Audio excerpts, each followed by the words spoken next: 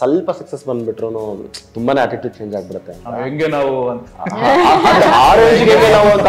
Inception ನೋಡಕ್ ಬರೋ ಜನ ಬ್ಲಿಂಕೋ ಬೇರೆ ಸಿನಿಮಾ ನೋಡಕ್ ಬರಲ್ಲ. ರಾಧಿಕಾ ಪಂಡಿತ್ ಅವರು ಇಫ್ ಅಟ್ ಆಲ್ ಇದು ರೀಚ್ ಆದ್ರೆ ರಾಧಿಕಾ ಪಂಡಿತ್ ಅವರು ಡೆಫಿನೆಟ್ಲಿ ಮತ್ತೆ ಬಂದು ಆಕ್ಟ್ ಮಾಡಬೇಕು. 1 or 2 ಹೀರೋಯಿನ್ಸ್ ಮೇ ಬಿ ಹೋಗಿರೋರು ಮತ್ತೆ ವಾಪಸ್ ಬಂದಿಲ್ಲ. But most of the time ಎಲ್ಲ ಹೀರೋಯಿನ್ಸ್ ಅಲ್ಲಿ ಮಾಡೋರು ಇಲ್ಲೂ ಮಾಡ್ತಾರೆ. ಆಚೆಯಿಂದನೂ ಹೀರೋಯಿನ್ಸ್ ತರ್ತೀವಿ, ಇಲ್ಲಿರೋರ್ನ ಫಸ್ಟ್ ಆಫ್ ಆಲ್ ತಗೊಳಲ್ಲ, ಚೆನ್ನಾಗಿ ತೋರಿಸಲ್ಲ. ಬ್ಯಾಡ್ ರೂಮರ್ಸ್ ಹೇಳೋದು ತುಂಬಾ ಈಸಿ. ಪಟ್ ಅಂತ ಅವ್ರ ಗೊತ್ತು ಬಿಡಿ, ಏನ್ ಗೊತ್ತು, ನ್ಯೂ ಕಮರ್ಸ್ ಕೂಡ ಒಪ್ಪಿಸರ್ ತರ ಅವರವರ ಭಾವಕ್ಕೆ ಅನ್ನೋದನ್ನ ಕಲ್ತ್ಕೊಂಡ್ಬಿಡ್ಬೇಕು. ನೀವು ಉಲ್ಟಾ ಇದೆ ಅಂತ ಅನ್ಕೊಳ್ತೀರಾ ಏನಾದ್ರು ಇದೆಯಾ ಸಿನಿಮಾದಲ್ಲಿ? ಹಾಗಿದ್ರೆ ಇದೆ. ಹಾಯ್ ಎಲ್ರಿಗೂ ನಮಸ್ಕಾರ. ನೀವು ನೋಡ್ತಾ ಇದ್ದೀರಾ ನಮ್ಮ KFI. ನಾನು ಆಂಕರ್ ರಂಗನಾಥ್ ಗೌಡ. ಕನ್ನಡ ಸಿನಿಮಾ ಇಂಡಸ್ಟ್ರಿನಲ್ಲಿ ಹೊಸ ಒಂದು ಪ್ರಯತ್ನಗಳು ನಡೀತಾನೆ ಇರುತ್ತೆ. ಬಟ್ ಆದ್ರೆ ಹೊಸ ಪ್ರಯತ್ನದಲ್ಲಿ ಗೆಲ್ಲೋರು ಕಡಿಮೆ ಜನ ಇರ್ತಾರೆ. ಬಟ್ ಇಲ್ಲಿ ಒಂದು ತಂಡ ಒಂದು ಭರವಸೆಯ ಮುಖಾಂತರ ನಮ್ಮೆಲ್ಲರನ್ನ ರಂಜಿಸೋದಕ್ಕೆ ಅಂತ ಹೇಳಿ ಬರ್ತಾ ಇದ್ದಾರೆ. ಏಪ್ರಿಲ್ ತಿಂಗಳಲ್ಲಿ ಬಿಡುಗಡೆ ಆಗ್ತಿರುವಂತಹ 4ನೇ ಆಯಾಮ ಚಿತ್ರತಂಡ ನನ್ನ ಜೊತೆಗಿದ್ದಾರೆ. ಮುಖ್ಯ ಭೂಮಿಕೆಯಲ್ಲಿ ನಟಿಸಿರುವಂತಹ ನಾಯಕ ನಟ ಹಾಗೂ ನಾಯಕ ನಟಿ. ಸೊ ಅವ್ರನ್ನ ವೆಲ್ಕಮ್ ಮಾಡೋಣ. ಮೊದಲನೇದಾಗಿ ಇವರು ಹುಡುಗರು ನಾವು ಗೊತ್ತಲ್ಲ ಅಂತ ಹೇಳಿ ಹೇಳ್ತಾ ಇದ್ದಾರೆ, ಹುಡುಗಿರ್ಗೂ ಏನಾದ್ರು ಒಂದು ಡೈಲಾಗ್ ಕೊಡ್ಬೇಕಲ್ಲ ಅಂತ ಹೇಳಿ ಹೆಂಗೆ ನಾವು ಅಂತ ಹೇಳಿ ಪರಿಚಯ ಆದಂತವರು. ಸೊ ರಚನಾ ಇಂದರ್ ಅವರು ನಮ್ಮ ಜೊತೆ ಇದ್ದಾರೆ. ವೆಲ್ಕಮ್, ನಮ್ಮ KFIಗೆ ಸ್ವಾಗತ. ನಮಸ್ಕಾರ ಮ್ಯಾಮ್. Thank you. ಹೇಗಿದ್ದೀರಾ? ಚೆನ್ನಾಗಿದೆ, ನೀವ್ ಹೇಗಿದ್ದೀರಾ? ಆರಾಮಿದ್ದೀನಿ.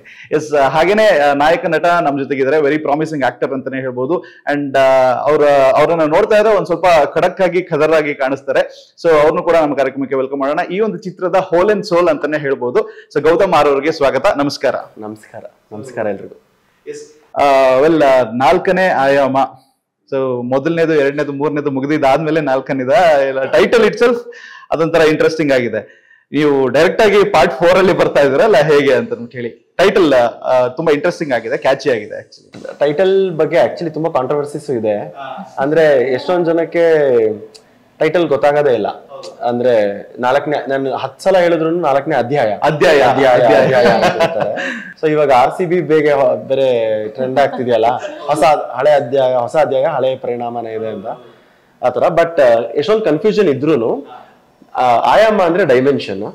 ಸೊ ಸಿನಿಮಾ ಇರೋದು ಒಂದ್ ಸ್ವಲ್ಪ ಸೈಫೈ ಬೇಸ್ಡ್ ಇದೆ. ಸೊ 4ನೇ ಆಯಾಮ ಇಸ್ 4th ಡೈಮೆನ್ಷನ್. ನಾವಿರೋ 3D ವರ್ಲ್ಡ್ ಅಲ್ಲಿ 4th ಡೈಮೆನ್ಷನ್ ಅಲ್ಲಿ ಏನಾಗಬಹುದು ಅಂತ 4D ಕರ್ಕೊಂಡು ಹೋಗ್ತಾ ಇದ್ರ ನೀವು?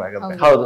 ಸೀಟ್ಸ್ 4D ಇರಲ್ಲ, ಸ್ಕ್ರೀನ್ ಅಲ್ಲಿ 4D ತೋರಿಸ್ತೀವಿ. ಸೀಟನ್ನು 4D ಇದ್ದಿದ್ರೆ ತುಂಬಾ ಅದ್ಭುತವಾಗಿರೋ ಎಕ್ಸ್ಪೀರಿಯನ್ಸ್ ಇರ್ತದೆ. ಆಕ್ಚುಲಿ ನೀವು ಹೇಗೆ ಮೂವ್ ಆಗ್ತೀರಾ ಸ್ಕ್ರೀನ್ ಜೊತೆಗೇನೆ ಸೀಟ್ಸ್ ಕೂಡ ಮೂವ್ ಆಗಿರ್ತಾ ಇತ್ತು. ಮೇ ಬಿ ಫ್ಯೂಚರ್ ಅಲ್ಲಿ ಪ್ಲಾನ್ ಮಾಡ್ತಾರೆ. ಅದು ಅನಿಮೇಷನ್ ಸೀರೀಸ್ ಮಾಡ್ಬೇಕಾಗುತ್ತೆ. ಓಕೆ.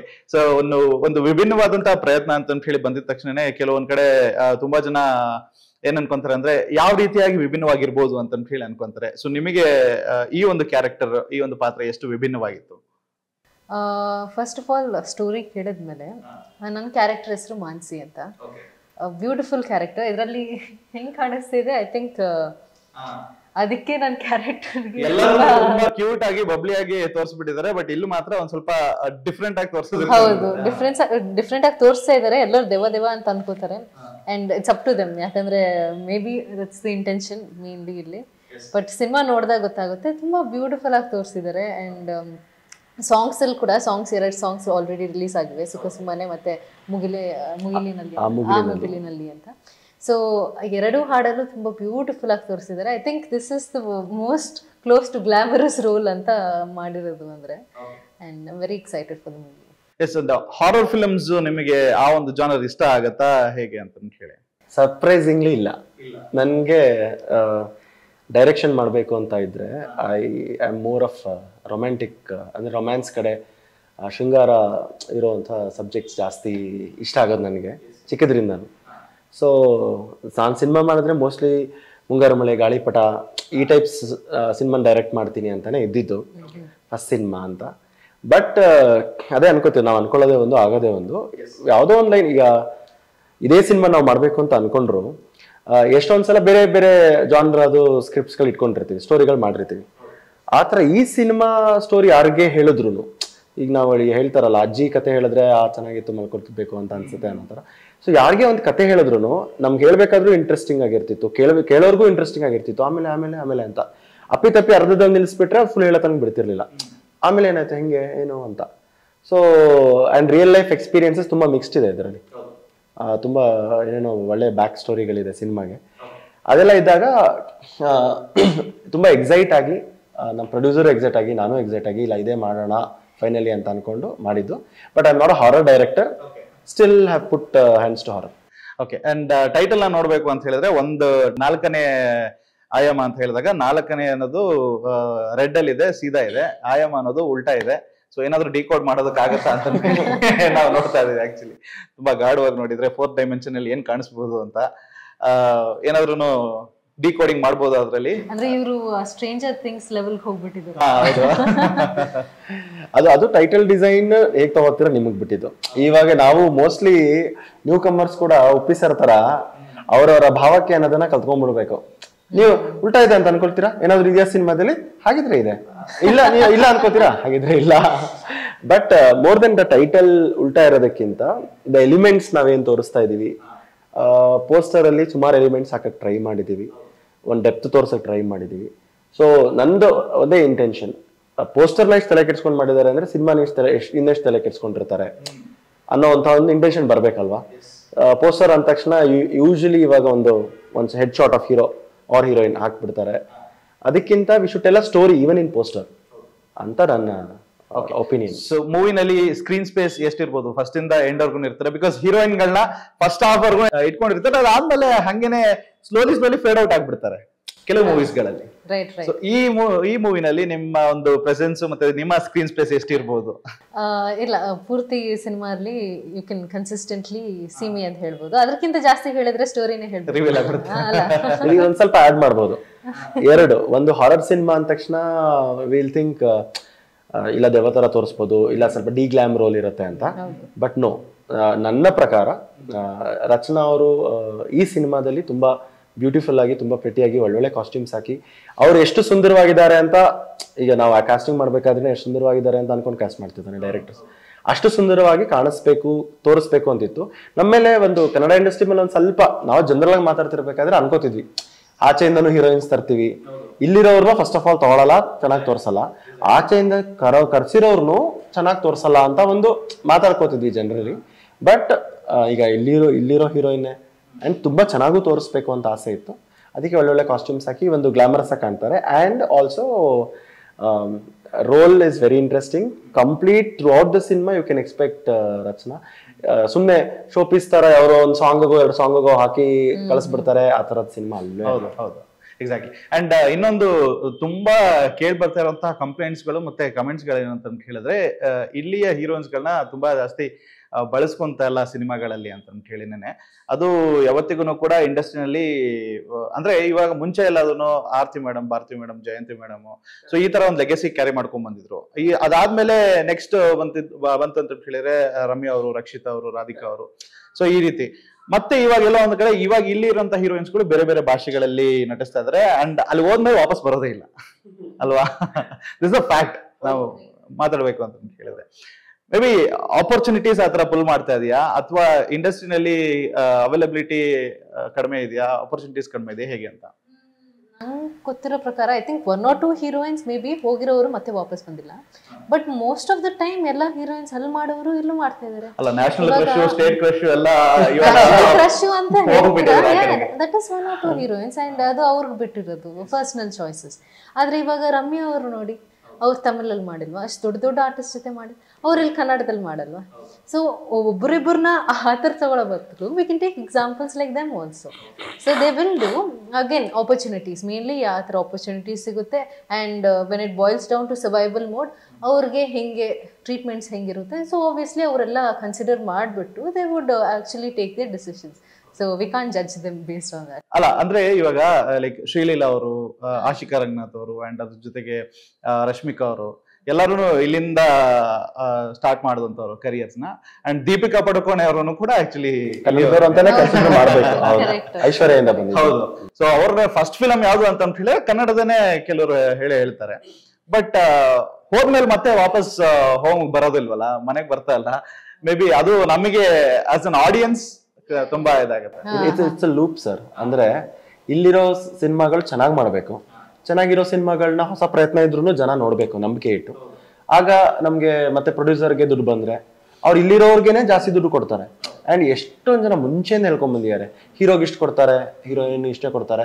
ಹೀರೋಗೆ 10 ಲಕ್ಷ ಇದ್ದಿದ್ದು ಒಂದು ಹಿಟ್ ಆದ ತಕ್ಷಣ 50 ಲಕ್ಷ ಆಗುತ್ತೆ, ಇನ್ನೊಂದು ಹಿಟ್ ಆದ ತಕ್ಷಣ 2 ಕೋಟಿ 3 ಕೋಟಿ ಆಗುತ್ತೆ.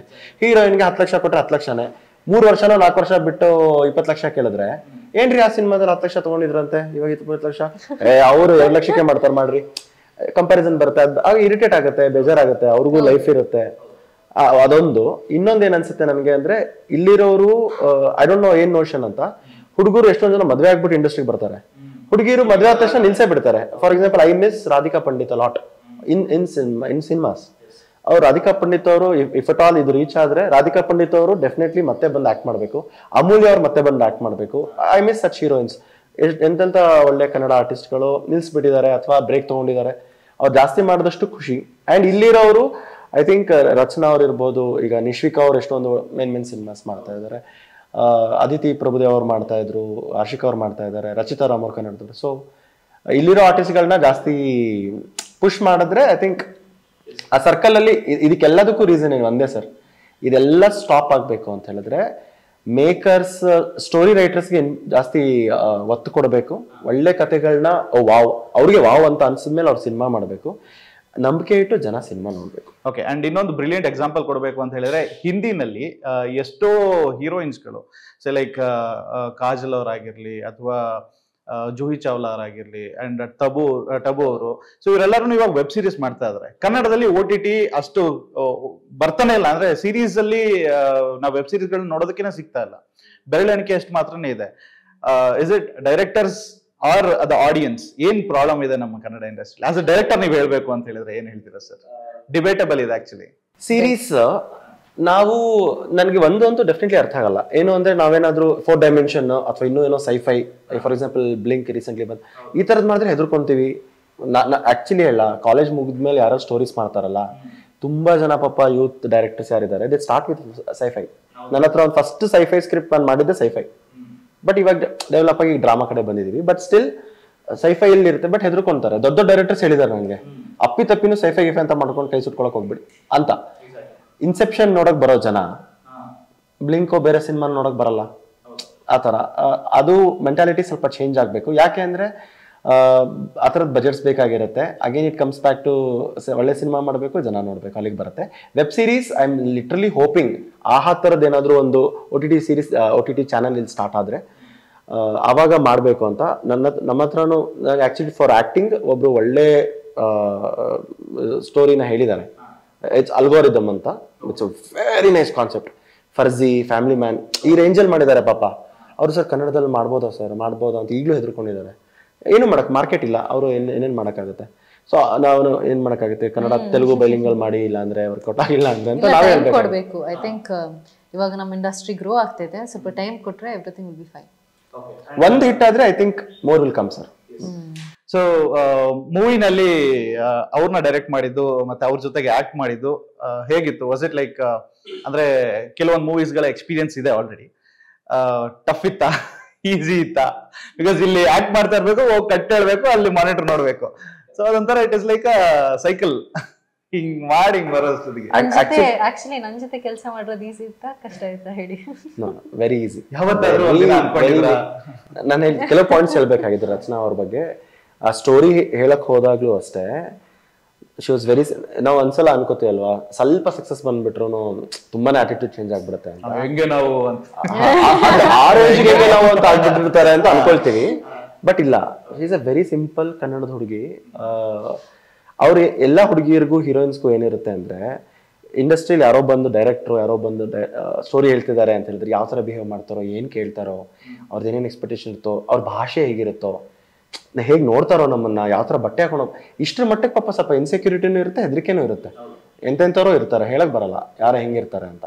ಬಟ್ ಅವ್ರು ಒಂದ್ಸಲ ಬಂದು ಭೇಟಿ ಆದ ತಕ್ಷಣ ತುಂಬಾ ಫ್ರೆಂಡ್ಲಿ ಆಗಿ, ಅಂದ್ರೆ ಪ್ರೊಫೆಷನಲಿಸಮ್ ಎಷ್ಟಿರ್ಬೇಕು, ಫ್ರೆಂಡ್ಲಿ ನೇಚರ್ ಎಷ್ಟಿರ್ಬೇಕು, ಎರಡು ಪರ್ಫೆಕ್ಟ್ ಮಿಕ್ಸ್ಚರ್ ಇದೆ. That's first thing.